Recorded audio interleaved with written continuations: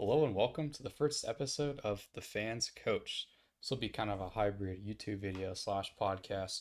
Be mostly geared towards a podcast, I'd say, but I also want to put it on YouTube. So I'm just gonna have a football reference open. I'll just be going over each game, and yeah, I have some talking points just about what happened in all the games. But also on this channel, there will be videos in the future more around like sports data things, like looking at team salary cap breakdowns, probably just like some tier makers for like players. I think that stuff is really interesting, even if everyone does it. But yeah, for now, I'll just be breaking down some games and talking about some general trends in the NFL. So for this week, I've watched most of the NFL Week 1 games. So I'll be breaking those down from the very first one that happened, Dallas Philly, to the last one that happened, Minnesota at Chicago. So yeah, I guess right into the content. Just before I even talk about any of the games, man, if you've watched football for many years, you might know that defenses start out the season pretty hot, and this week 1 was no exception. I think only like two or three games, including the Minnesota Chicago game, like hit the over under for the week, which is pretty wild. I mean, it just makes sense. I think offenses are probably a bit more complicated in the NFL today. I think the defenses have had a few years now where they roughly run the same things, and I think that spans throughout the different levels of football as well. So they're being a bit more streamlined. The players are more familiar in offense. It takes them a bit of time to catch up. I think, man, there is no more evident example than that in this week 1. One thing I will want to say about the defense is that, man, dude, there are so many dropped picks this week. Like, I watched most of the games from week 1 at this point, every snap of most games, and there was at least 5 to 6 like dropped interceptions. Not like, oh, they had a play, like, like two hands on it, like not in the air, just defender was just like had easy catch and they just dropped it, man. So that was pretty disappointing. The adage they play defense for a reason is really a horrible one because like all NFL players are like insane athletes who are probably very good at like most positions similar to theirs in football. I think cornerbacks would be decent receivers and vice versa. But yeah, I don't know, man. Maybe that theory I have was totally shaken after this week. One thing I do want to say, dude, having a good kicker, man, makes a huge difference. I think you saw that in most notably the Bengals Browns game, where the Browns kicker they lost the game because of him. Obviously they still could have won even if with those missed kicks, but they should have won that game 100%. The Steelers probably only win that game because Chris Boswell makes a 60-yarder. And even just going back to the preseason, man, like you got the Jaguars kicker, like Cam Little, I think his name is, hits like a 70 yard in the preseason. Like that's such a weapon, dude. Like you only need to get the ball like 20 yards. If you start out with the 35 on the new touchback rules, you'll need to get the ball like 20 yards to be in field goal range. Like at the end of a half, that's crazy, man. That's like one play. That's not even that hard. Just 20 yards down the field. I think there's a few other games too. I want to say the New Orleans kicker I think might have missed a kick. Um, the Falcons missed a kick that would have put the game in overtime. So I don't know. There's a few good kickers out there, and I'm not advocating you draft a kicker, but you got to get a good kicker, dude. It makes a world of difference. That's like three to 7 points like swing every game. Last thing I want to mention, kind of a funny story going into this week with fantasy football. I had the second pick in a draft, um, and I would have taken Bijan Robinson. Of course, I love Bijan, and like I think the consensus number 2 pick. But there was a weird scoring settings where like you got points for like 40-yard plays by your players.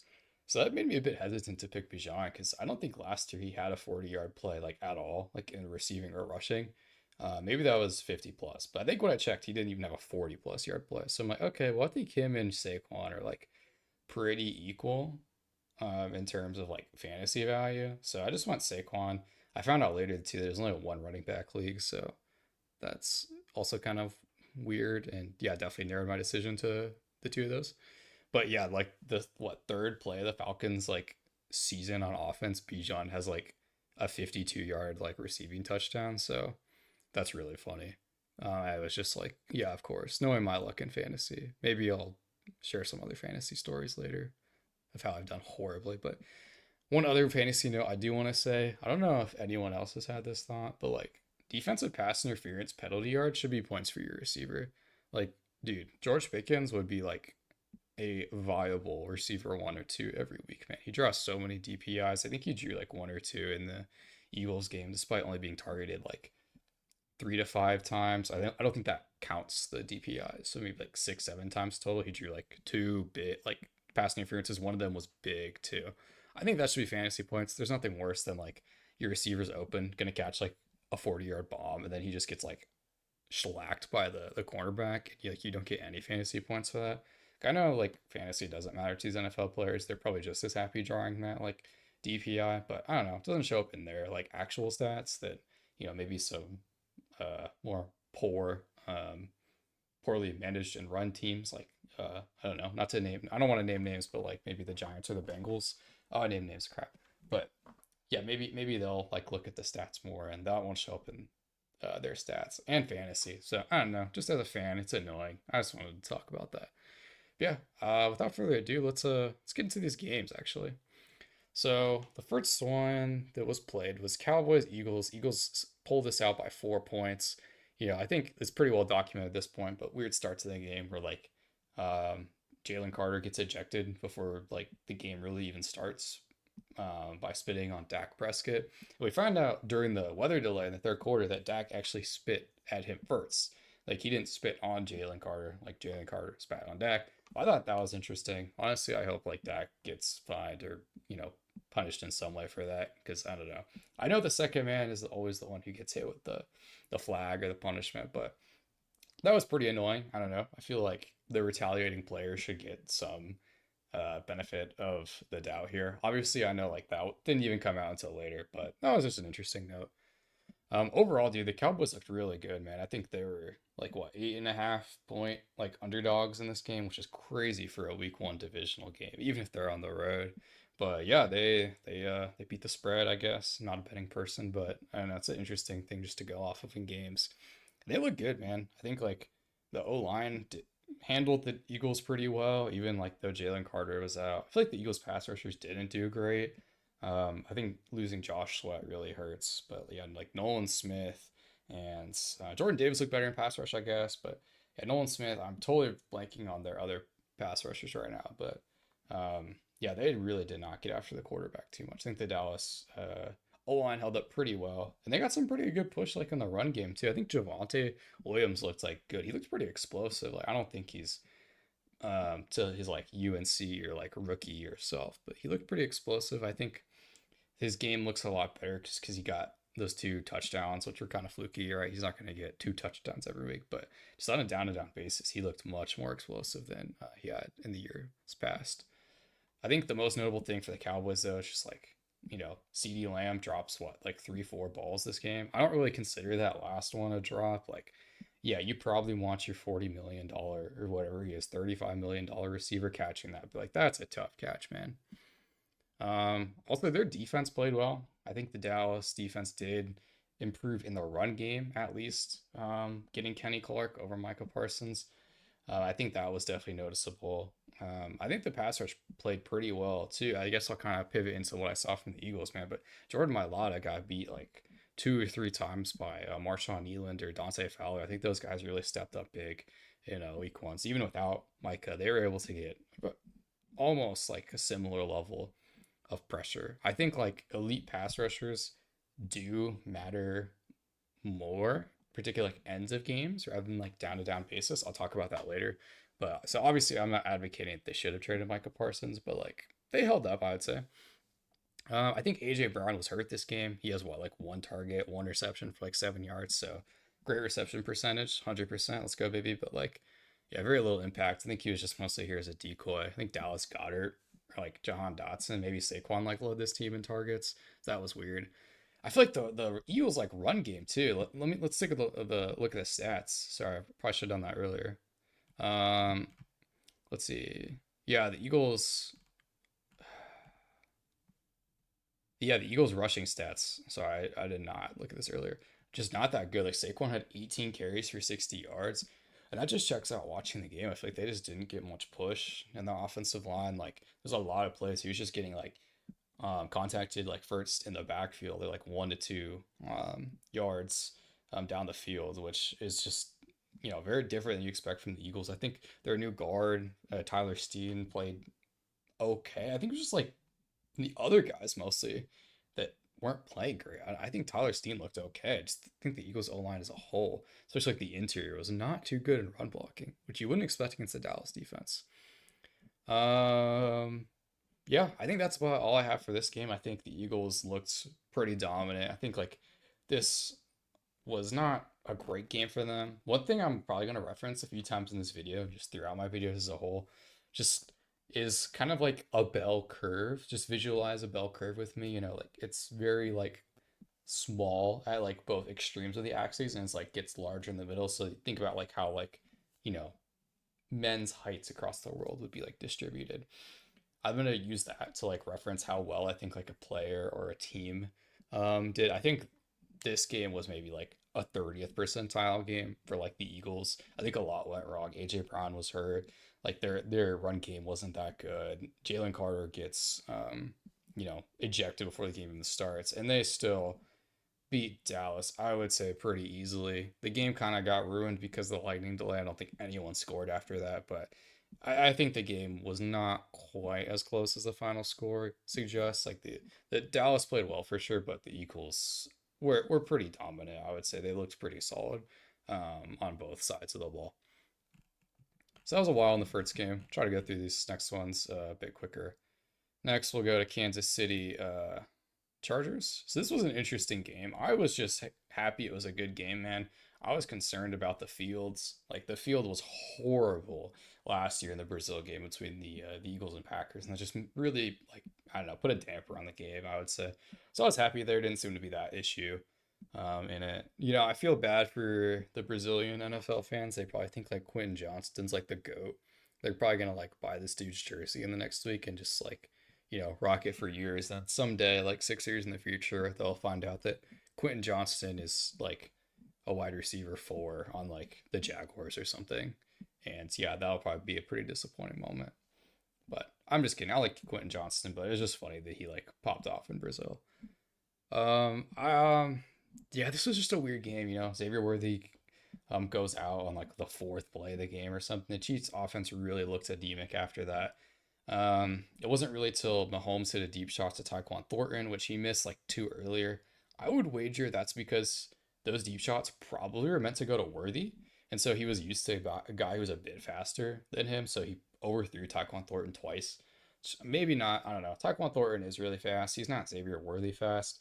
So maybe, I don't know. I'll chalk it up to that. I still give Mahomes the benefit of the doubt, even though he hasn't been quite as good the last like 2 years, I would say, especially on those deep passes, just as he's probably just practicing it less because the Chiefs don't throw it as much.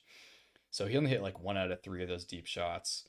Yeah, Hollywood Brown stepped up. He had a rough drop, I think, in the first half, but yeah, he really picked it up and um, yeah, just became their dominant target for the game, which you really would have loved to see that be Travis Kelce. I was kind of high on him.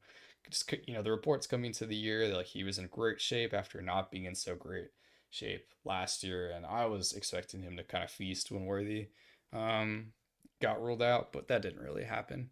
The only other thing I want to mention from the Chiefs side, you lose this game, but like it's Brazil, it's week 1, it's not really a huge deal.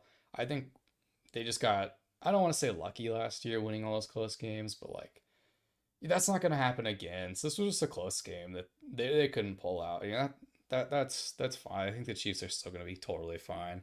Just it was kind of concerning that Chris Jones, I feel like, did not have the impact that he usually does. I think Joe Alt played great, but like Chris Jones slides up like all up and down the defensive line. So it's kind of weird that like even against like the Chargers not as great offensive lineman, he didn't really do much. So there's one player in particular where like he was matched up on I think Zion Johnson is the Chargers left guard. And dude, he just didn't do anything. It was like a third down and he was just like he made a move and kind of got blocked, but like he didn't go to like a counter. He kind of just like stood there and did nothing. It was really disappointing. I know like they showed him on the sidelines a few times just between plays in the second half. Like I'm sure he was gassed, maybe not in full NFL shape. Yeah, but I'm like, man, I really felt like his impact was lacking. For the Chargers, I don't know if I have too much to say. I feel like this was a really good game for them. feel like no one stood out to me in particular except Justin Herbert. I think the rest of the team just played like solid. Herbert played great, and they kind of just got out of here with the win, took an early lead, and were able to hold on to it well. What did surprise me was just like the passing, like mindset and schemes that Greg Roman had. Like Greg Roman, obviously, like big, heavy personnel run first guy, and just the Chargers came out throwing the ball, and that was pretty shocking to me. So we'll see if that continues. Maybe it's just like because they're playing the Chiefs, they're trying to throw them off. Yeah, Trey Pipkins held up well as I think he's the backup tackle. Alt moved over to the left to replace Slater. Pipkins is now the right tackle. He played totally fine, and I don't think George Karlaftis is all that in a bag of chips. But Trey Pipkins did a solid job on him. I think that was mostly the matchup. The next game that happened was the Buccaneers Falcons game. This was an interesting game. I enjoyed watching the first part of the game and the end of the game. The middle was pretty rough. I think Penix was missing a lot of passes. The Falcons defense had stepped up there, um, like for a few drives. But it was a really fun game overall. I think for the Buccaneers, yeah, just I don't know. Maybe on that bell curve I mentioned earlier, this was like a 50% game for them. Like it looked okay. You're missing Wirfs. I think the O line played like fine without him. Obviously, you definitely noticed Wirfs was missing. I think the Falcons rookie pass rushers and Arnold Ebiketie just had a little more success than they otherwise would have. I thought Ebiketie actually played really well, but sorry. Back to the Buccaneers. I'm trying to do this team by team. Buccaneers pass rush was pretty solid. I think like with Caleb McGarry being out, I would have liked to see him get a little more pressure. It seemed like Yaya Diaby, he was just like bull rushing into the backup tackle. I completely forget his name for the Falcons, but I think I would have wanted a bit more out of him given the matchup. But he and Reddick, Hassan Reddick, played pretty well, I thought. Yeah, Emeka Ibuka is just good, man. I think like that draft strategy by the Buccaneers is just so smart. Just drafting like talent over positional need. You see it like with the Texans last year, like the Bucks this year. Like they come into the season with just like really deep looking receiver groups. And like yeah, one, two, three guys in the Texans case, I think like go down, and yeah, you just need bodies out there. So I think that's a great process by the Buccaneers. Taking Emeka Buka, you see it already paying dividends. I think maybe once McMillan and Godwin come back, maybe you're like, I wish we took Jihad Campbell just because Servassier Dennis wasn't too great. He had some good plays. He had one really bad play where I think he kind of blew an assignment. They might have even got like benched for a driver if he plays because of that. But maybe you wish you took someone else. But I think long term, especially, we don't know how much longer Evans is going to be around. I think just drafting him was really solid. Let's scroll down the stats here, actually. I don't think I'll have too much to say about the stats. Turning over to the Falcons, though, I thought Penix played all right. I mean, you see here, he had a good amount of passing yards, about like 300, but yeah, he played well. There was a stretch, though, where he just kept like missing passes, and that was pretty hard to watch. I mean, a lot of those passing yards too, like what a sixth of them is on that one Bijan Robinson like long catch and run, which is just that was all him. I think other things in the Falcons, the play calling was not good. There is some like short yardage situations though. Like it was the most predictable thing ever. Very poor like run concept. I feel like that's kind of unfortunately going to be the demise of the Falcons. I feel like they might have like the worst coaching in the league. I don't think that's a stretch to say. I feel like Raheem Morris, you would have loved to see him do more with the defense last year. Like they didn't really get better. I think maybe it looked a bit better like week one, but I think just because that was because they're more talented with like Xavier Watts and the rookie edge rushers coming in. So you're not getting a ton with him. And I feel like the offensive coaching in Atlanta is not that good. I think somehow Arthur Smith was better. I mean, I say that I really like Arthur Smith as a Steelers fan. I guess I kind of have to, but I think he showed this week why, his strengths. We'll get into that later, though. I think that's all I have to say on the Falcons, though. I don't know. Tough way to lose. Young Koo missing a kick. I think he even missed a kick earlier in the game, so like probably should have won that game.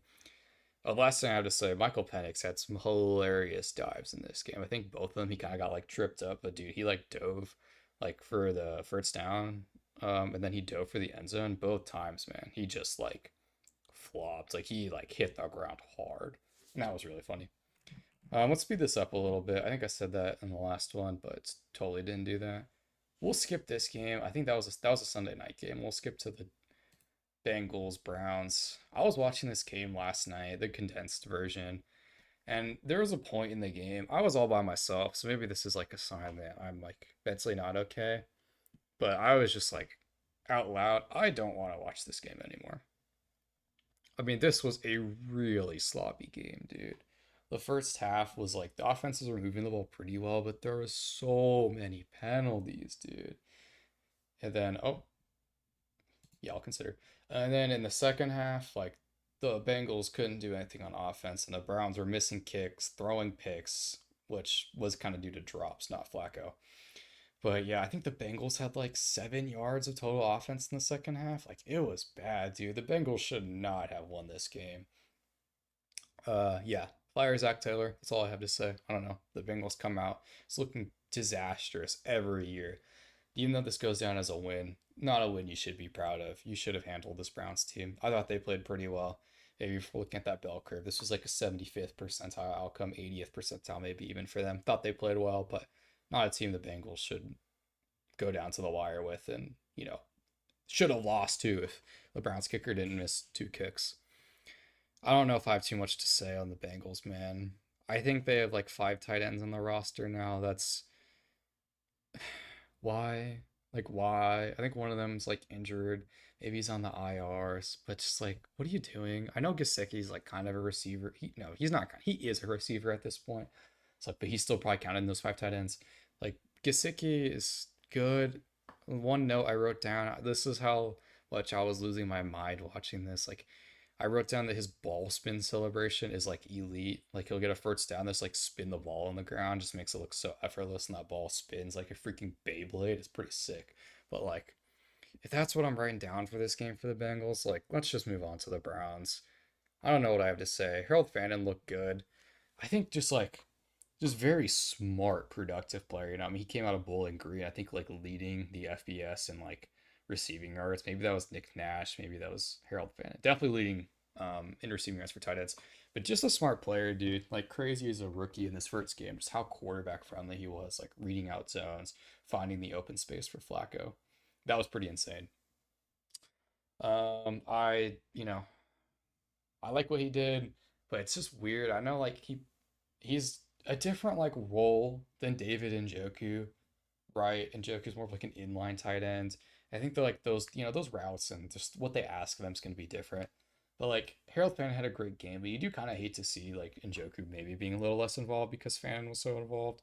Njoku's just so much better after the catch, just being that big body. He's like really explosive. And Fannin, not that great of an athlete, not that big, but I thought he had a good game. I love Harold Fannin. Wish him the best, but yeah, you like to see Njoku get a little more targets. No, I wrote down for the Browns, man. One of the drives, especially, I think it was like their second or first drive of the game. It was like 16 plays for like 60 yards.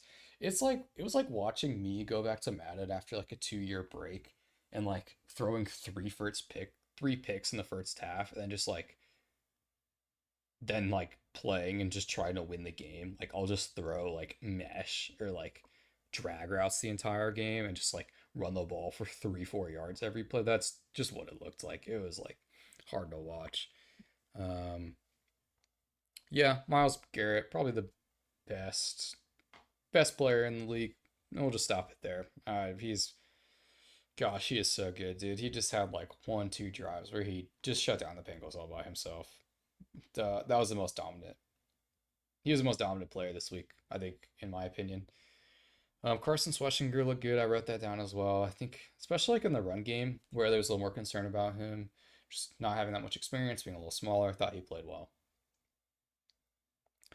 Next game we're gonna talk about is this Miami Indianapolis game. Full disclosure, did not watch this game. I really like the Dolphins. I really want them to be good.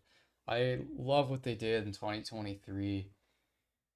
I think that's dead, man. I think Mike McDaniel might get fired like this season. Let me scroll down to the stats. He, what is it? Oh, the scoring summary. Cool, nice, that's fun. He might get fired this season if it like keeps going like this. If not, definitely at the end of the year, man. I don't know. I don't think this Dolphins thing is working out, man. I really like the offseason moves they did. They kind of pivoted away from that speed into getting bigger bodied receivers like Nick Westbrook-Ikine, getting like O linemen, getting D linemen. You take Kenneth Grant in the first round. You take Joe Savanaia. You think they're going to be more committed to the trenches. I didn't watch this game. Maybe their O line held up well, but I think just you're not going to change your identity. You're not going to change your roster enough after one off season, and it's just disappointing, you know. I think Mike McDaniel and Tua, man, they're just on the hot seat here. I don't know how much I have to say about the Dolphins. I really want it to work. Hopefully, they can make adjustments. But it seems like Mike McDaniel, great run game designer. His one big revelation was like getting those people in motion before the snap, and that carried the Dolphins pretty far. They just get matched up in a tough snow game. They lose in 2023, and it's just really been bad since then. Yeah, the Colts. I mean, this is a good win. We'll see maybe in the next few weeks whether this was a win because they're good or because the Dolphins are bad. If you pick up what I'm putting down there. Daniel Jones, again, didn't watch the game, but just looking at the stat line and kind of what I've heard going around like in other media and stuff, it's like he played well. I think just Anthony Richardson sucks. Like I'm not saying he will never be good. I hope he's good someday, but he just isn't good right now. And I think that really held the Colts and what Shane Steichen wanted to do back. I think with Daniel Jones, you even get a lot of that same stuff with Richardson. Like, sure, he's definitely not like the same like dynamic rusher that Richardson is, but he can do enough just to create kind of, make that spread offense, get the numbers mismatch going. So I think like you don't lose too much there, and he's just a way more competent passer and you see they can actually run this offense. So I'm really curious to see how the next few weeks go for the Dolphins, the Colts, and the Giants. I think we'll know a lot about those three teams and who Daniel Jones, Brian Daboll, and Shane Steichen are just the longer we see them in different situations. Let's take a look at the defensive stats. Chop Robinson do anything? No. No, Matt Judon's on the Dolphins? I feel like I should have known that, but I had no idea. Oh, I see Minka Fitzpatrick's name. I do want to bring him up. I'm a Steelers fan. I'll get that out of the way. Dude, exceptional trade from the Steelers. Minka Fitzpatrick is just like very average safety at this point. Like, I think he's just kind of lost like that playmaking ability, just not as athletic. Like, he's so good in the fact that like he's not gonna blow coverages. He's not gonna let like people by him. He's not gonna take bad angles to the ball, like in the run or pass game. So he's super consistent, but I don't know, like he's a slightly above average safety at this point, just out of consistency, but lacks that playmaking. So don't really enjoy like him as a player too much. Like if he's your starter, like fine, great. But the Steelers get like Jalen Ramsey, who we'll talk about later, had a big impact, and Johnny Smith out of him. I know there's other circumstances like the Dolphins needed to trade Jalen Ramsey, so he just obviously didn't want to be there. But like, kind of hate that return for them as a Steelers fan. Love it, but let's just move on. I think we're gonna need more time in the season just to kind of dissect these teams more. Yeah, Tennessee, Denver, straight up didn't watch this game either. Hopefully I will at some point. I think I watched a bit of it just on like Red Zone and stuff. But I don't know. Let me just go down the stats to refamiliarize myself with what happens. Yeah, obviously Bo Nix doesn't have a great game. Like a lot of turnovers, turnover worthy plays, two picks, a fumble lost. I think it's fine. Bo Nix is fine. The reason I say that, at the beginning of last year, Bo Nix really struggled just to even run the Broncos offense in those first four games, I want to say. And but it's like end of the season, completely different story. Like he was running the offense well. I think he was playing at the scheme's level and he was maximizing. Let me rephrase that. He was getting enough out of the scheme to be successful. Like he was not carrying the scheme. The scheme and him were working kind of very like very evenly. Where Bo Nix wasn't really elevating the scheme, but he was allowing it to run. And so I think from this game, I didn't watch like but like one or two drives of this probably. But from like what I've heard and like what I saw of the game, Bo Nix being like a little more improvisational. That's probably not a word. What I mean, he's like looking to create more outside of the offense, outside the scheme. And so the Broncos still win this game. So even though like yeah, like you definitely see the ramifications of that, that's totally fine. I think like he's developing as a player. Like you saw this last season. Like if Bo Nix takes the first 4 weeks of this season and just like is not that good because he's trying to improvise and like do like more than like the scheme like than what he would have in the scheme last year. Like I'm 100% like on board for that. So I honestly just love him kind of like doing things different. I don't know if that was intentional or not, but I don't know. If you're like a Broncos fan or like you maybe you bet like your life savings on them winning the division or the Super Bowl, I wouldn't be concerned. I think this is good. They're playing the Titans with a rookie quarterback. They're not going to win the game.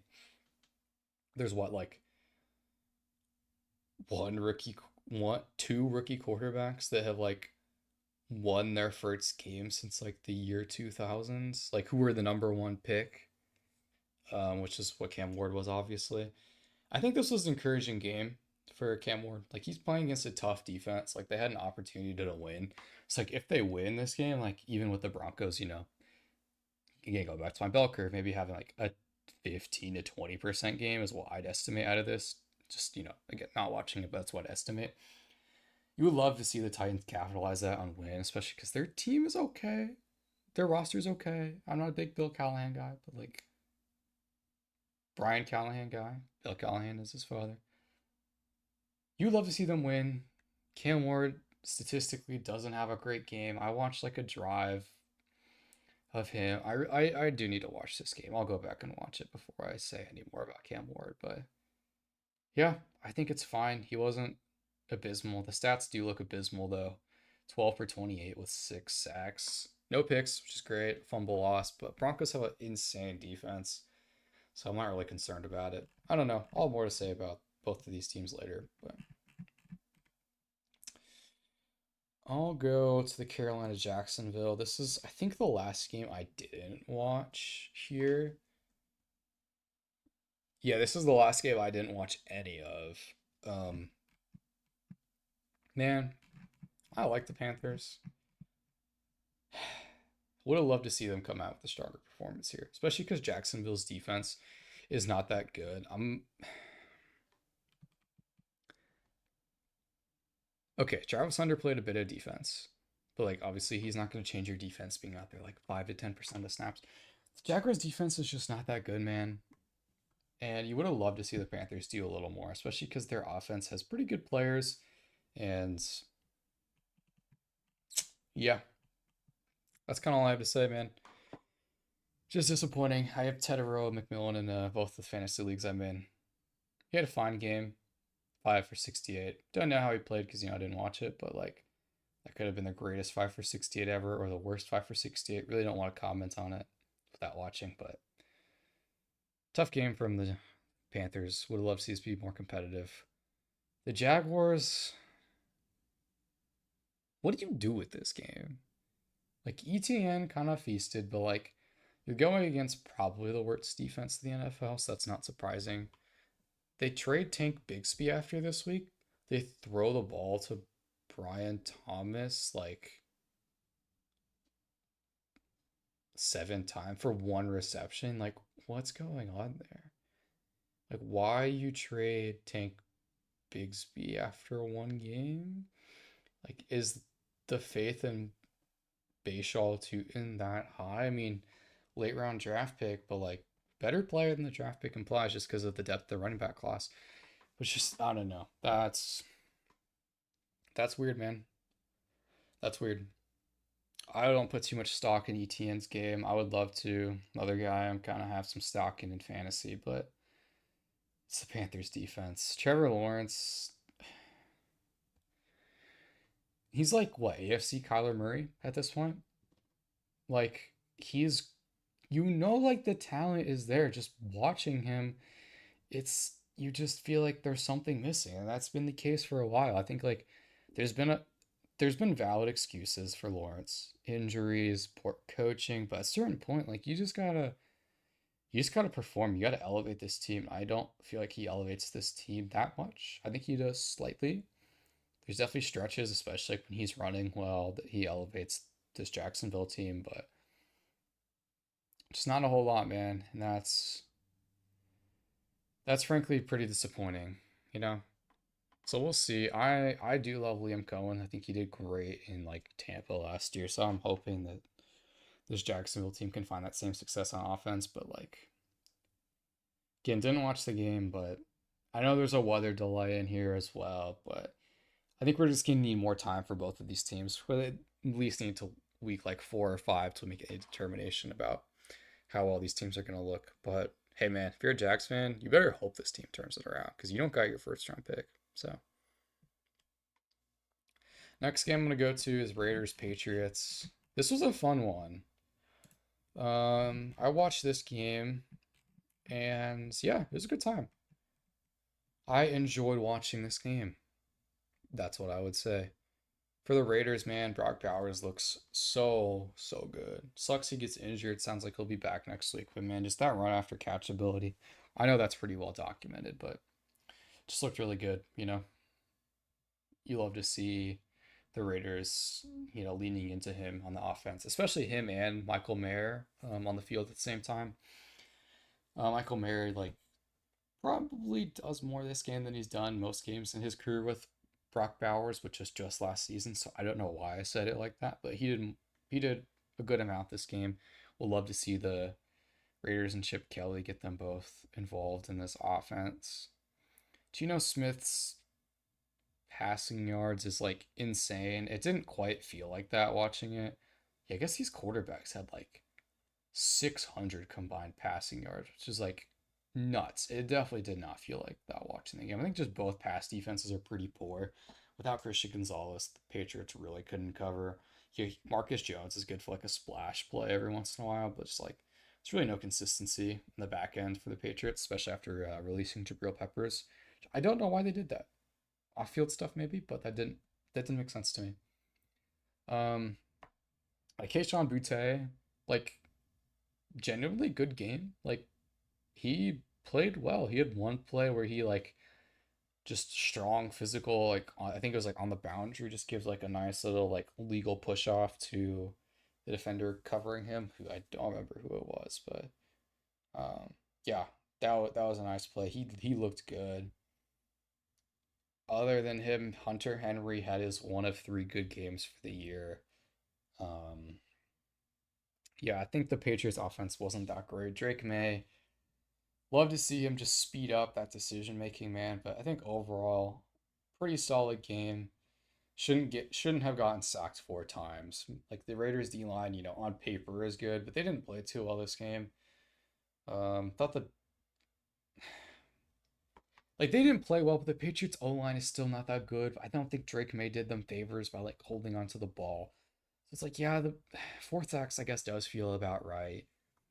But regardless though, like he just needs to speed up a little bit. But I think if he's making quicker reads, Drake May is going to be so good. He played well despite that, even against a Raiders defense that played pretty well, I would say, considering a lack of talent apart from that D line.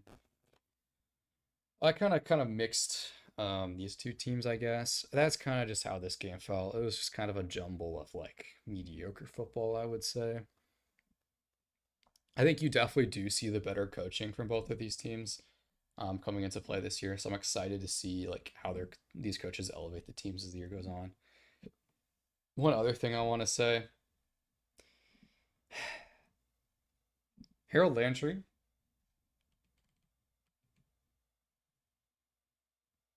ends this game with 2.5 sacks.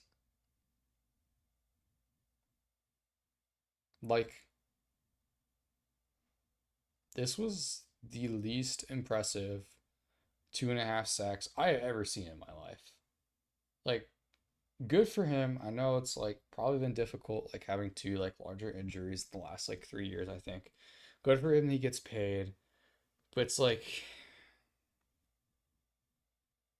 I just I don't like what the narrative's gonna be like on him like after this game, the next few weeks, like, oh, Harold Landry has 5 sacks through 6 games. Like, oh, what a great signing by the like Patriots. No, no, like his first sack comes off of like the two like edge rushers for the Patriots. I think Harold Landry was lined up like at like 5 or 7 tech. There was someone outside of him, is what I'm trying to say. I don't remember exactly how he was lined up, but they collapsed the pocket.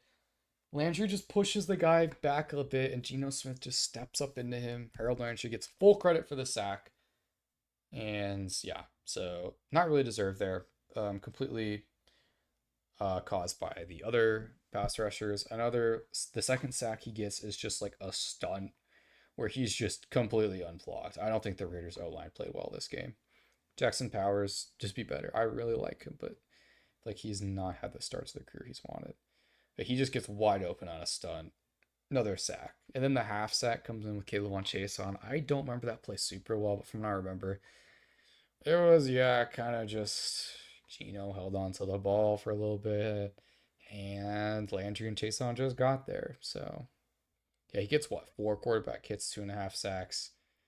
Yeah, man, this is why you gotta like watch the game, look at other stats such as like pressures and pass rush win rate just to see the full story because looking at the stats is not gonna tell you what you want about Harold Landry. This was not that good of a game. I think Myles Garrett ended the game with 2 sacks, 2.5 sacks, and my gosh, he played so much better than Harold Landry. So yeah, sorry Harold. I don't really want to be hating on you, but I'm just telling it how I saw it, and I didn't see that impressive of a 2.5 sack game. So good. Hope you do well, brother. But I just gotta call that out. Yeah, with the Patriots, we'll see. Travion Henderson looked okay. I feel like with rookie running backs, that's not really a type of player, a rookie running back, I mean, that I want to be like, oh, he'll like develop well as the season goes on. I feel like it just was okay with Travion Henderson. I think he just got what was given to him, and that was about it. So obviously there's potential for more, but I know he entered the season with a lot of hype, and I wasn't that impressed. I don't know. Maybe other people saw the game differently, but that's what I took from it. Cardinals Saints. In addition to being a Steelers fan, I am a Cardinals fan. So yeah, it's hard knock life out here. I'll say that. Yeah, man. Cardinals win this game. A lot of people are not that high on the Cardinals after this game. I kind of am. I thought the Saints played pretty well, and after this game, in thinking about it, I'm like, oh yeah, the Saints like still do have a pretty talented roster. Like if you just look like at these offensive players, um, like Kamara is good, Jawan Johnson good. He had a great game, man. Olave is fine whenever you get out of him. He's better than fine. Rashid Shaheed, good player. Brandon Cooks is a player. He had some decent plays. The O line for the Saints is like pretty solid as well. There's some not so great spots, but overall, like Talise Fuonga has looked pretty good. You still got like Cesar Ruiz, Eric McCoy, I believe. I think they both played this game. They're good, so the Saints offense is just like pretty solid outside the quarterback. And like just looking at the defense, like looking at these names, like there's some talent here, man. Carl Granderson had a good game. Cam Jordan, kind of a Harold Landry situation with those sacks. I think he actually had like one really good sack, but it's just like, where did that come from? Okay, but yeah, like they got some talent, man. Demario Davis still killing it at 36. Justin Reed is fine. Brian Brzee, I thought actually had a good game. Um, like Gideon McKinstry, Alontae Taylor at corner is fine. Like they have a decent roster. I think that was kind of getting overlooked going into the season. So I don't really expect the Saints team to win many games. I think looking at that bell curve, this was maybe like an 80 to 90th percentile game. I feel like they just played well. Nothing really went wrong, man. If you look at Rattler's stats, no picks, no sacks, no fumbles.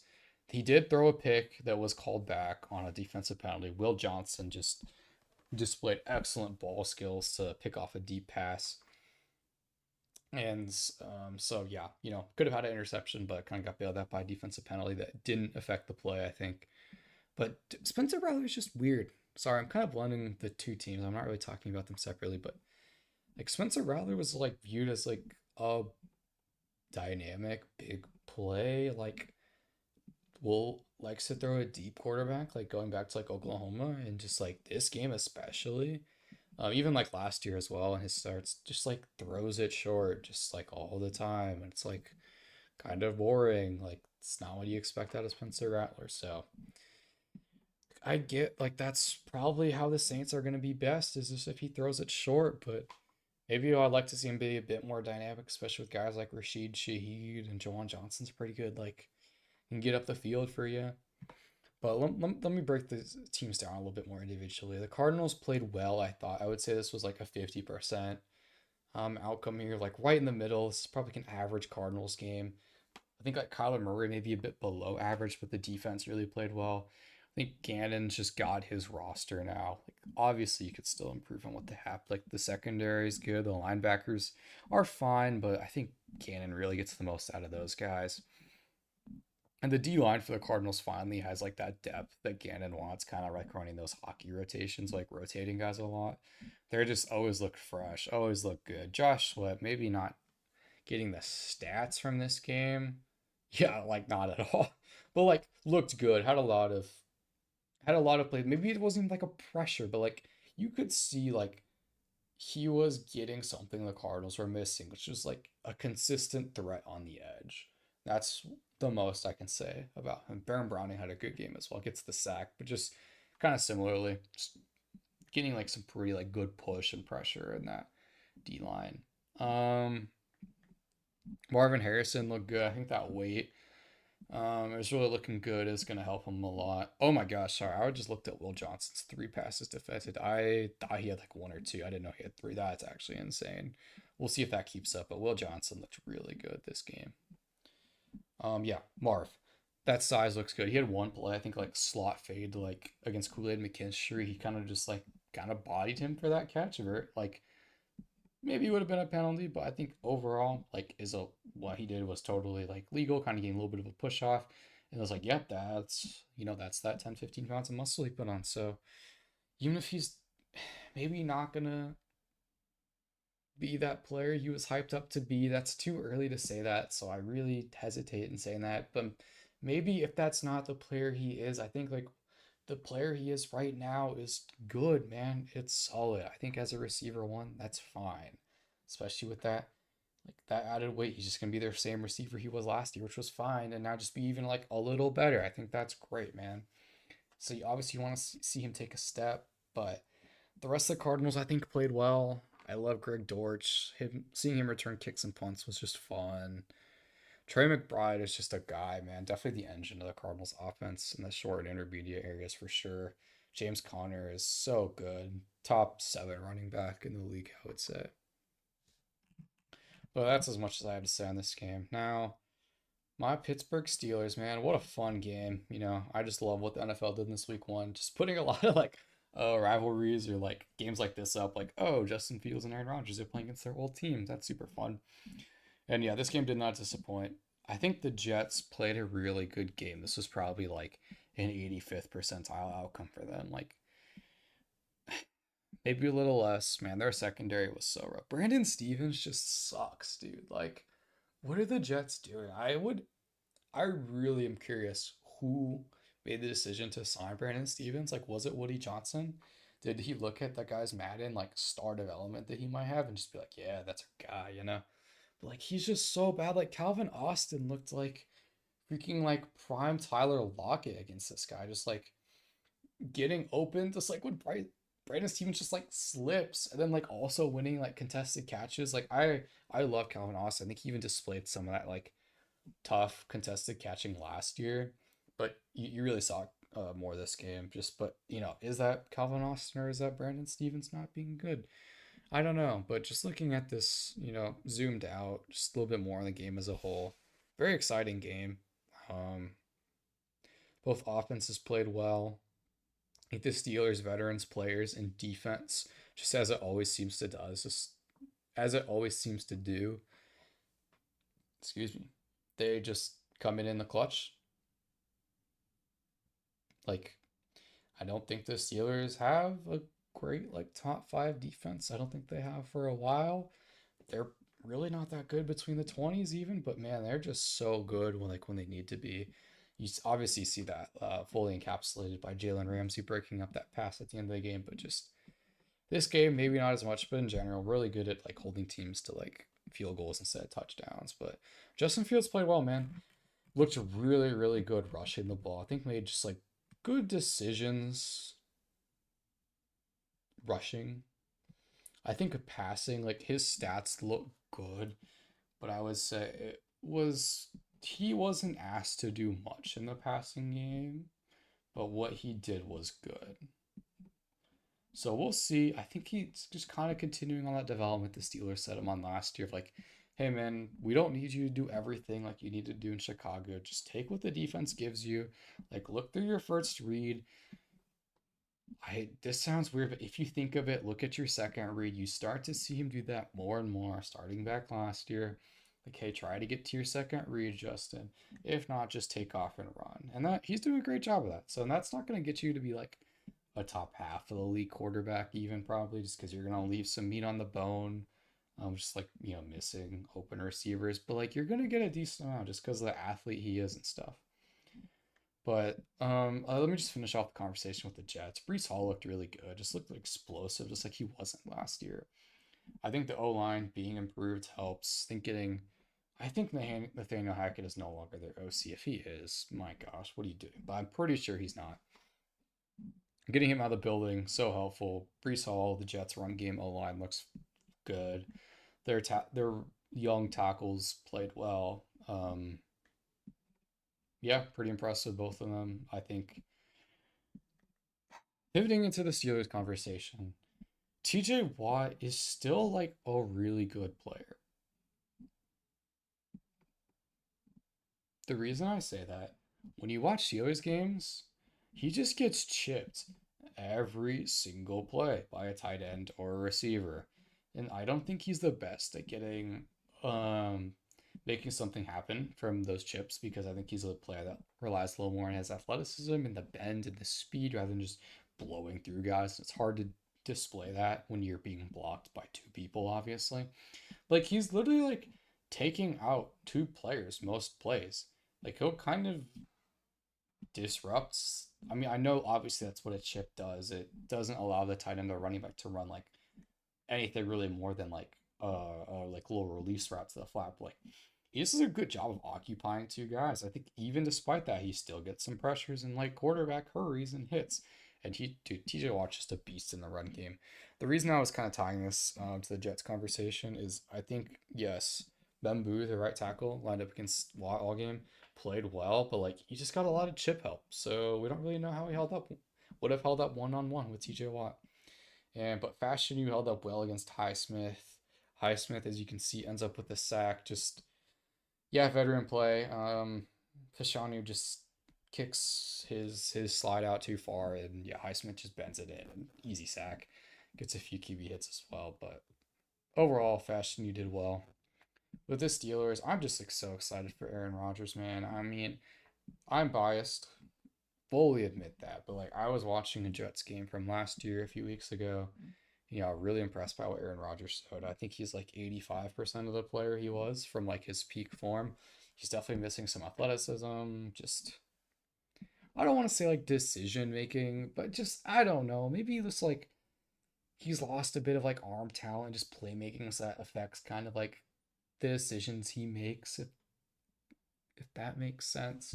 But I think he's still pretty close to that MVP self. Like when he's really locked in, like he was this game. Just so reliable, can still improvise a bit. He's even like he's not that much less athletic than he was. I think like especially like a while removed from that Achilles tear, like he's moving pretty well. He was at the end of last year. I think wasn't a ton of opportunities to do that this game, but he still moves fine. He showed a little bit of that just throwing on the run, even, man. He could still flick his wrist, and that ball just goes on a rope. So I don't know what else I have to say about this game. Would love to see more Caleb Johnson. Kenneth Gainwell did not do much, so I'd love to see Caleb Johnson get those reps. I don't know what's going on behind the scenes. I'm sure there's a reason he wasn't getting them, but would love to see him and Derek Carmen just get on the field. I think Carmen was injured, but would love to see the Steelers' young players do more. They're going to need them as the season goes on. Chris Boswell, too. What a guy. Okay, next game I have. These next ones will go slower. Save the Bills Ravens game. Yeah, Giants, Commanders. Didn't watch this game. I want to. I like a lot of players in this game, but just the Giants, like a dysfunctional team. I think we were really hoping that wouldn't have been the case this year, given that, you know, no more Daniel Jones. They, I think, do a bit on the O line. Maybe they. I don't even know what to say just about the Giants. Like, I really like Brian Dable. I really believe in him.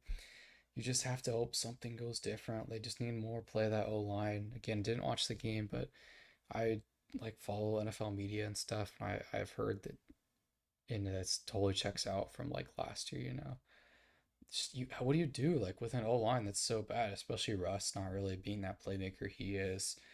You kind of when you lose that out of Russ, he's I think just like not that great of a quarterback, and I don't think he's gonna like help that poor O line. So see what happens. Maybe they can just turn that around. But I think sadly Table's gonna get let go after this season. I don't know how much he did to deserve that.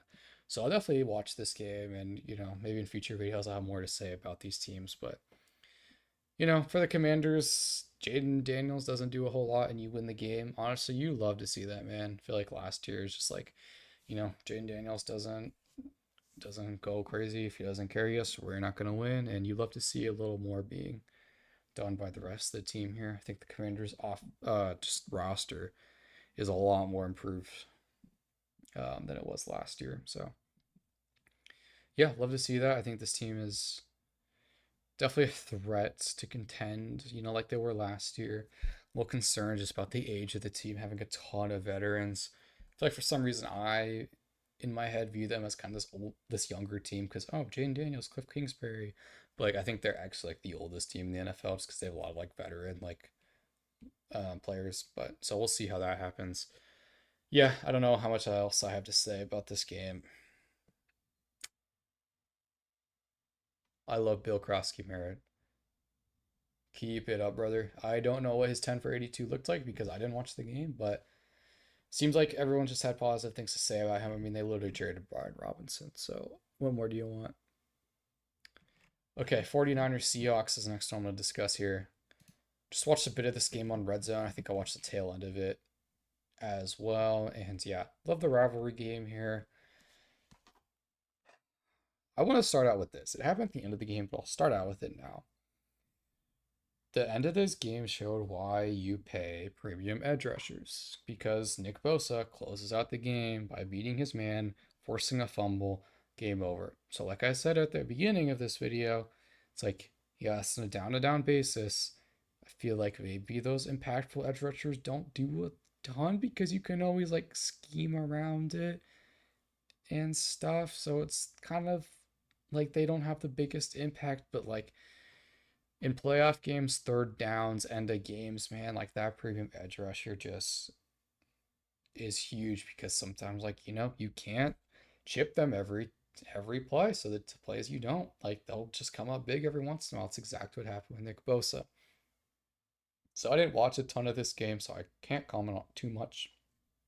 But for the Niners, you really hope that George Kittle is back and healthy. Sucks to see him go down. He was playing well, but yeah, hopefully just McCaffrey and Pierce all can stay healthy because I believe Jawan Jennings also went down with an injury. But Jake Tonjes, maybe that's how you say his name, maybe not. I don't know, but had a great touchdown catch over Tariq Woolen, I believe. Man, that guy just like built in a lab corner, Yeah, if you have a Madden Ultimate team, like he's probably on your team just because he's hecka fast and is like 6'4", but like just really inconsistent, not that great of a football player, just consistently, just mentally making mistakes, whether that be like getting kind of mossed by Jake Tonjes, or there was a play on Pearsall where he kind of gets like turned around and Pearsall gets that 45-yard play, which you see here in that long category. Not a good run defender. You just want him to be a little more. If he was good, I think the Seattle defense looks a lot better because they have a lot of talent in other places. I don't know what the Seahawks are doing with Ken Walker. I don't know if this is a hey, let's save him for the end of the season playoffs, but you want to see him play more than 40% of the snaps like he did, I think. And I mean snaps, not running plays. Although that's about the amount of the rushing attempts he got too, which is weird. But yeah, I don't know. Seahawks just really got to figure out this offense going back to last year with Ryan Grubb and stuff. It just wasn't great. You really hope they figure it out, but I honestly don't have too much confidence in them with kind of poor O line still. I don't know how they played this game because I didn't watch it, but obviously they get cooked at the end for that Nick Bosa strip sack. But I just don't think a bad O line and Sam Darnold's a good combination. I think that's pretty well documented, so we'll see what happens there. Next game, Lions Packers. I guess I have a decent amount to say about this. I watched most of this game. Unfortunately, turned it off before Isaac TeSlaa had that sick catch. But man, you really worry about the Lions. I think they'll still be a good team. I think the Packers just had a great game, maybe like a 90th percentile outcome for them. We'll start with the Lions though. Their rookie guards of what Christian Mahogany and Tate Ratledge did not play well. Like you hope they develop, but man, that they just got destroyed by Marco Parsons running from the inside and just Devonte Wyatt and the other Packers defensive tackle. I'm forgetting his name. They kind of just feasted. Even Graham Glasgow sliding into center. Not a good game. Taylor Decker even got beat. Penei Sewell didn't have the best game against Parsons, at least in the pass blocking phase, but he's not like the best pass blocking tackle in the world. He held up fine, but yeah, the Lions O line not being as good really held them back. You could tell that for sure. Like, and Jahmyr Gibbs, like, they had just to check the ball down to Maton because they couldn't really go into the drop back passing game, and he sets the NFL record for least receiving yards on 10 or more receptions. And that's really shocking because he's probably the most explosive player in the league with the ball in his hands. So that's pretty hard to do. With the Lions, man, the play calling seems mostly the same as it was with Ben Johnson. It's just hard to tell when you don't have the blocking. I don't know what else there is to say. Their defense played fine, I thought. Aiden Hutchinson.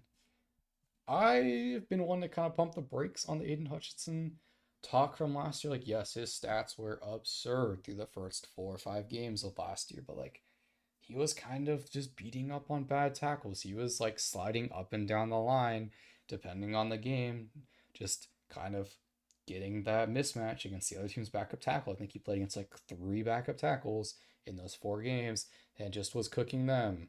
And I think in this game you see that like what are his stats? He ends up like 1 quarterback hit, no other stats. So again, stats aren't everything. You have to look at pass rush win rate, which I didn't do. I probably should, but I watched the game and he did not have that much of an impact. And the Packers O line is pretty good, sure. Right, Sheed Walker, Zach Tom. We think Zach Tom gets hurt like halfway through this game, but yeah, man. Lions defense. Think you want a bit more out of them. I think just Lions for them. This is like a 15 to 20% outcome. The game wasn't really even close. You hope their guards can step it up. They can turn it around. Isaac TeSlaa makes that sick catch. That's awesome. I love Isaac TeSlaa. I got him in a fantasy league, just stashed at the end of my bench, mostly as a meme, but I really think he can break out. I think he is like, he could be their second most talented receiver slash tight end. Jahmyr Gibbs probably still going to be better, but I think he could be better than Laporta, which is not Laporta hate. I'm just like, hey man, this is like the 5% outcome for TeSlaa. He could be the number 2 receiver as early as like week 8, I would say. If like, he gets that one target, great catch. Obviously that could be fluky, but we'll see. For the Packers, the Michael Parsons game is like cool and all, right? But did he do that much outside of that like chase down sack he got at Jared Goff? I think he was kind of dealing with an injury, but I don't know. I think just like he changes the math of the pass rush with it. I think allowed like Van Ness and Devonte Wyatt to like do more. But like I think really the standout MVP of this Packers defense was Edgerrin Cooper. Just absolutely a madman, dude. Such a good game, just all around the field, just always at the ball. Watching Packers games last year, it was kind of more of this. It was the same at the end of the year, dude. He's a stud. I really think the Packers will have an elite defense with Parsons just being fully integrated and guys like Edgerrin Cooper, who I think just raises Quay Walker to be like a above average, an average linebacker too with him, as opposed to Quay Walker's your best linebacker. He's probably playing at a below average level, but if he can kind of be that more like gap shooting instinctive player, I think that's a much better role for him. Okay, we got 3 games left, I believe. Man, go a little faster through these. I've said that 4 times now. The Texans Rams. Didn't watch this game really. Just a little bit on NFL Red Zone. Man, what are the Texans doing trading Laramie Tunsil? I don't really have much more to break down. Obviously, they're playing against like a good pass rush in the Rams. But like, I understand if he's like not being the best culture fit and is kind of like dragging other guys down, but you just don't trade like elite pass protecting left tackles. I think this game is a good understanding of why.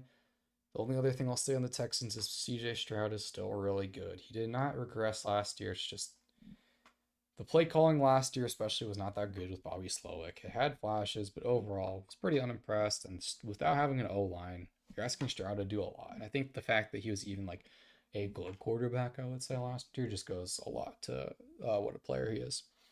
Yeah, for the Rams, let's take a quick peek at the stats. Texans have a good defense, man. I think it's great that Puka was able to do a lot against it. Couldn't really establish much on offense. Again, didn't watch the game, but kind of what I saw in red zone and the final score and stats, I think proves that Texans have a really, really solid defense, man. And it's a good win for the Rams. I think these are both playoff teams, and you love the Rams kind of being able to become more of that defensive team where, like, yeah, we can lock the other team down and we don't need Stafford and, yeah, his boys to do a lot. So, good win from the Rams. Next, we'll move on to we'll do Bears Vikings next. I want to save the Bills Ravens for last. I have some words for that game. I watched some of this game. Wasn't able to catch all of it and haven't watched the condensed game yet. But really good win from the Vikings. Like they come back from a few scores down. JJ McCarthy overcomes like a pick six. And yeah, you love to see that. That's kind of all I had to say. JJ McCarthy looked good. I liked the poise of these two quarterbacks.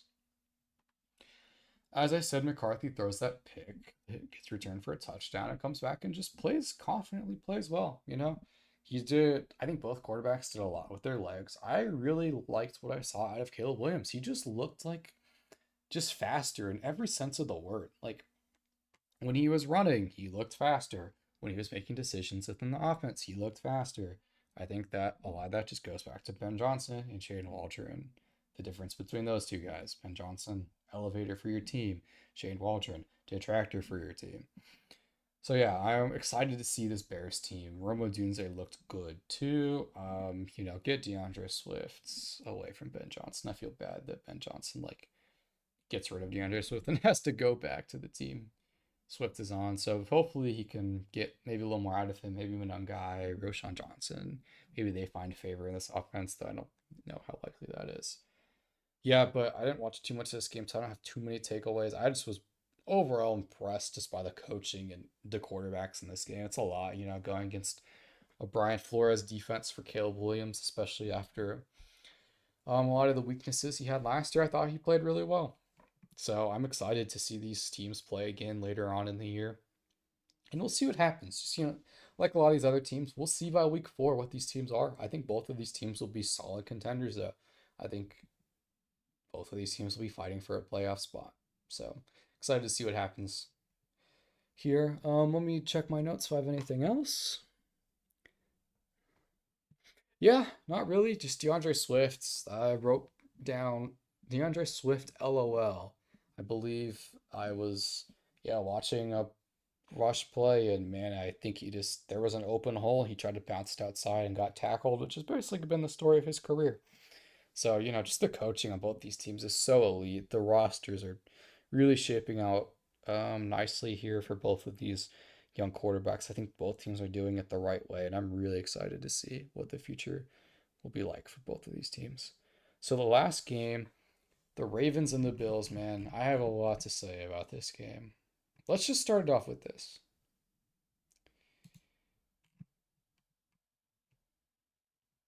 If you're the Ravens, why do you give the ball back to Josh Allen in that situation? I don't understand it. Right as I got into that fourth down situation with like a minute 40 left, Bills have no timeout. They're your own 40-yard line. You have to go for it. And like I understand it's the regular season, but like who cares? Like who cares, bro? Just like it didn't make any sense. Like I think what I've realized in situations like these, if there's a tough like decision in a football game, I just ask myself, what would the Chiefs do in this situation? Not because I'm the biggest Chiefs fan. I'm not trying to like be a Mahomes and Andy Reid stamp, but just they just have something at the end of the games other teams don't have, and the Chiefs would have gone for it there. They've done it in the past. I believe it was against like the Browns or the Texans in a playoff game like 2, 3 years ago. There was like this exact situation, but there was even less time on the clock. I think they were maybe like 5 or 10 yards ahead, but whatever. It doesn't matter. They go for it and they win the game. It's like you have you have one of three. I will not include Joe Burrow in this. Just I'll explain this. Like you have one of three elite quarterbacks in short yardage situations. I can say that's be Mahomes, Allen, Lamar. You have one, and you're playing against one. So I know your defensive roster and just you have faith in your defense as the Ravens. That's a good thing, and I understand that, right? But just like, why do you take the ball out of your superstar quarterback's hands and put it into the hands of the other superstar quarterback? It just doesn't make sense to me. I don't know. Just at the moment and after the game, man, that's all I could think about. It's just like I don't understand who made the decision to punt it, why they made that decision. But it's like, hear me out. Even if you don't get that fourth down, you're kind of in the same situation of like, if you get a stop, you probably still win the game. Because even if the Bills hit a long field goal, like you're gonna get the ball back with like probably a minute 20 and no timeouts. And now all you need is a field goal. It's like, what's the downside really? The downside is they get a few first downs and like end the game if you don't get on fourth down. But guess what? That's the same thing that's going to happen if you punt the ball away. So why not take like that 70% chance you have of getting the fourth down? When you do that, the game is 100% over. So just like even looking at this like statistically, like say you go for it on fourth down, you have a 70% chance of getting the first down and that ends the game. So if you go for it, you have a 70% chance of winning the game. Okay, so there's kind of two options if you don't get it on the fourth down. Option one, so you don't get it. And then the Bills like milk the clock out and they kick a field goal as time expires. Okay. Well, say even that's like 50% likely. Okay, so you lose the game there. 0% chance of winning. But say you stop the Bills when they get the ball back and now you have the ball with a minute 10 left and then you get it back and can just kick a field goal. You have a pretty good shot of winning the game there. So I think I kind of lost myself in the statistics sauce. I really should like map this out by hand before I did it. But just like I just think statistically you have yeah, I would have needed to break this down by statistics if they like punted it and stuff, but I'm way too tired to do that right now. Um, but yeah, my point, you just go for it there, man. Just even like putting like the statistics and next gen stats aside, it's just like you have an elite quarterback and you take the ball out of their hands. What are you doing? But putting that aside, man, let's just focus on the positives here. This was like game of the year contender. Such a good game. Bills kind of are getting like slacked through 3 quarters and then 3.5 quarters really. Then they get the ball back, they score. Derrick Henry fumbles, which is super rare. Then they get the ball back and score. Then the whole thing at the end, they kick the game-winning field goal. Like, oh, it was just so fun to watch. Like, if you haven't watched this game, watch the highlights, or if you can, just watch the entire game. It's just peak football, man. This was such a fun game to watch. I really hope we see these teams um, in the playoffs or at some point later in the season. Well, that's the only time we'll see them in the playoffs because they're not going to play each other again. But I hope we get this matchup, man. It was so much fun. Just both teams are so good.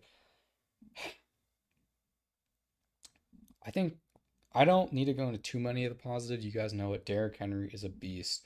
How he's that fast at that size, I don't know. Lamar, so good. Bill's so good. I do want to bring up Spencer Brown. Man, he is just a beast of a tackle for the Bills.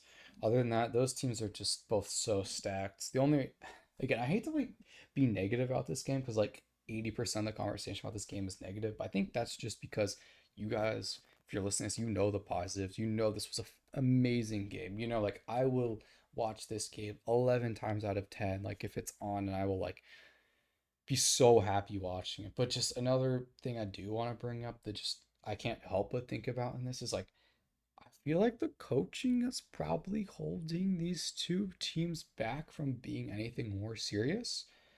Like John Harbaugh, I assume is the one making the decision to punt it, which I don't like, but that's okay. Harbaugh's a good coach. But it's like with Harbaugh, now you're probably gonna lose your OC and Todd Monken after this year. Is it Todd Monken? I always get him and Jesse Minter confused. It's one of those two guys. I'm so sorry, I don't know which one it is.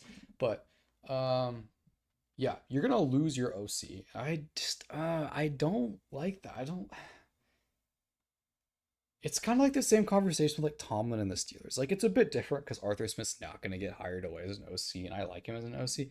It's just hard having like a coach that doesn't bring something schematically on the offense to the table. Like you're just gonna be kind of in an endless cycle of losing your OC over and over. And I don't know if Harbaugh is doing too much to elevate your team at this point, other than building that culture and just keeping like the Baltimore Ravens going.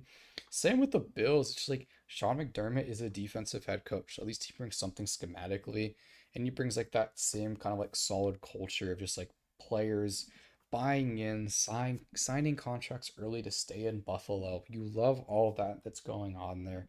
It's like when the Bills play good teams, their defense just doesn't do much. It just feels like it's Josh Allen's team, even though you have a solid defensive roster and you have a defensive head coach. You'd want a bit more out of them. It feels like it's just down to Josh Allen at the end of games, where like with the Chiefs, or not the Eagles, but like because Nick Sirianni, like, so let's compare them to Chiefs for now. With the Chiefs, like at the end of the game, you really feel like you're playing against the Andy Reid, Patrick Mahomes, and just that Chiefs identity of like being really, really good and smart at the end of the team. And when you're thinking about the Bills at the end of the games, you kind of just the ball is in Josh Allen's hands, and like that's your guy, you know? So it's a long way to go for a short drink of water, man. But I think there's a reason the Chiefs are more successful than both of these teams. I hate just to like go from this good game to now comparing them to the Chiefs, but that's what I'm thinking about from this game. And maybe that's gonna change this year. Maybe one of these teams beat the Chiefs and this conversation will shift. But it just has to be said. Overall, though, my last note on this game is awesome game, man. Like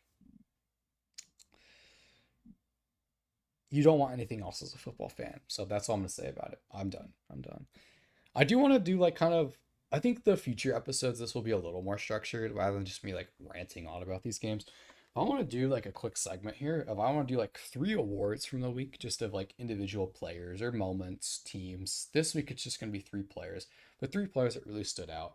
So this one kind of just a meme, but Ben Skoranek of the Steelers, what a game, brother. Like receiving touchdown, gets the fumble recovery on a kickoff, and like draws a penalty on special teams. I think a legal block in the back or holding or something. Just what an awesome game from just a fun player. Get that receiving touchdown, the first Steelers touchdown of the season, and then also just being a special teams beast. I mentioned this guy earlier, but Spencer Brown, I think just gets like the underrated player of the week award. Like he's just good, bro. He really does a lot in both the run game. There is a play he just chucks a player aside. I can find the player. Let me scroll down here a bit. Ravens defense. Oh wow, they had a lot of people record a. It was I think it was Broderick Washington. Yeah, he just chucks this guy aside. Maybe he was an edge rusher, I want to say. I think it was Tavius Robinson actually. He just like throws the guy aside. It's like this guy is such like a freak athlete and just very technically sound at this point in his career. So yeah, I just gave him like the underrated player of the week award. I want to talk about Derrick Henry, just him being like so fast at that size, but I think I'll give the award to a different player. I think I'll split it between Aaron Rodgers and Justin Fields of the Let's See More award. Like both of these guys had really good games against like pretty like tough defenses in a tough like situation of like, yeah, you're playing the teams that didn't really want you. Like there's probably like a lot of emotions running high. It's week one, and they both just balled out, man. So let's just see more of that, you know? Cool. So that's all I have for this video. I think in the future, the structures of these, I'm hoping to have a video out like once a week. The structure of these will look a lot different. This was really unstructured, man. Like I literally just had like football reference pulled up and I was talking over it. So not the most exciting, I know. Hey, if you made it all the way through, man, let me know somehow, like in the comments or something. Appreciate you so much. But yeah, I think this was really just like kind of dip my feet into this whole like content creation, podcast, YouTube thing. So I know this probably wasn't the most entertaining thing, but really just like I said, dipping my toes in. So we'll get a bit more of like a structured approach in the future. I'd say less ranty, more like we'll break it into like okay, this will be a recap of the game. This will be like some takeaways, players that stood out. Maybe it'll be more like that, but yeah, I don't know. You learn as you go. So yeah, I think that's where we'll end this. But yeah, I'll see you guys next week. Peace.